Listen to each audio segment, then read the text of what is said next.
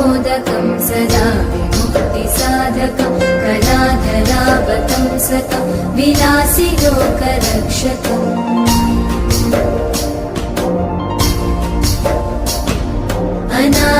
अनायकैकनायकं विनाशिते भदैत्यकं नताशुभाशुनाशकं नमामि तं विनायकम् मूलाकरात्मोदकं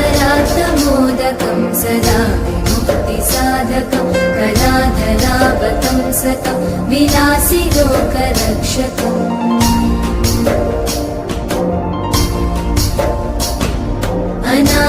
अनायकैकनायकं विनाशिते भदैत्यकं नताशुभाशुनाशकं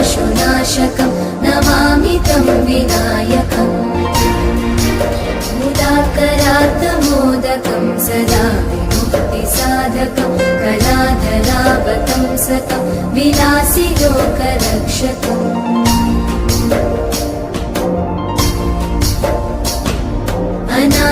अनायकैकनायकं विनाशिते भदैत्यकं नताशुभाशुनाशकं